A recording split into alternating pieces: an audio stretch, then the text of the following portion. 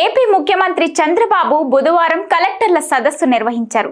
అనంతరం ఆయన ప్రసంగిస్తూ ప్రభుత్వ విధానాల చర్చకు ఈ సదస్సు ఎంతగానో ఉపయోగపడుతుందన్నారు. సదస్సులో ఆయన మాట్లాడిన కీలక అంశాలేంటో ఒక్కసారి చూద్దాం.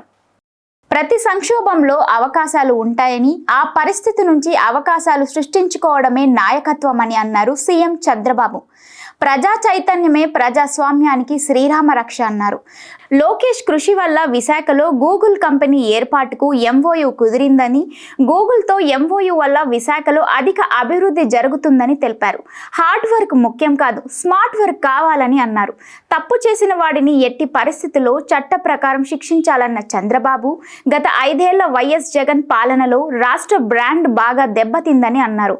ఏ రాష్ట్రంలోనైనా దేశంలో అయినా ప్రభుత్వంపై విశ్వాసం ఉంటే పెట్టుబడులు వస్తాయని, అలా వస్తేనే రాష్ట్రం దేశం అభివృద్ధి చెందుతుందని అన్నారు.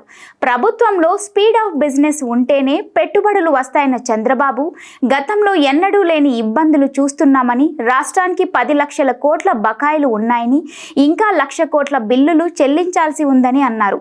ఎక్కడ నేరం జరిగినా దాని వెనుక గంజాయి బ్యాచ్ ఉంటోందని వివరించారు. రేషన్ బియ్యం మాఫియాను పెకిలించాలని, 3 నెలల్లో రేషన్ బియ్యం మాఫియాను అణిచివేయాలని అధికారులకు పిలుపునిచ్చారు. పోర్టులను, సెజ్లను సైతం గతంలో కబ్జా చేశారని, అంతేకాక కేంద్ర ప్రభుత్వ నిధులను దారి మళ్లించారని చెప్పారు.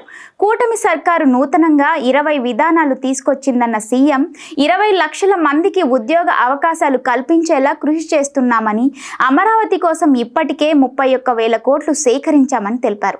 2027 లోపు పోలవరం పూర్తి చేయాలని నిర్ణయించామన్నారు. 3 నెలలకు కలిపి ఒకేసారి పింఛనిచ్చేలా విధానం తెచ్చిన ఘనత కూటమి ప్రభుత్వానిదే అని చెప్పిన ముఖ్యమంత్రి, దేశంలో ఎక్కువ పింఛనిచ్చే రాష్ట్రం ఏపీనే అని తెలియజేశారు.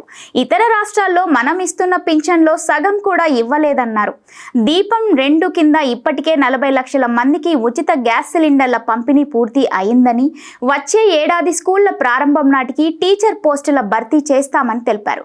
60% పైగా భూ సమస్యల ఫిర్యాదులు వస్తున్నాయి కాబట్టి రెవెన్యూ సదస్సులను నామమాత్రంగా నిర్వహిస్తే కుదరదని అన్నారు. 90% సమస్యలు 5-6 శాఖల్లోనే ఉంటున్నాయన్న చంద్రబాబు, సంక్రాంతి నాటికి R&B రోడ్లపై గుంతలు ఉండకూడదని అధికారులను ఆదేశించారు. రోడ్లు అధ్వానంగా ఉన్నా పట్టించుకోకపోవడం గత ప్రభుత్వానికి ఎంత వ్యతిరేకత తెచ్చిందో తెలిసిన విషయమే. దాన్ని దృష్టిలో పెట్టుకున్న చంద్రబాబు, సంక్రాంతి నాటికి మరమ్మతులన్నీ అయిపోవాలని చెప్పడంతో ప్రజల్లో హర్షం వ్యక్తమవుతోంది.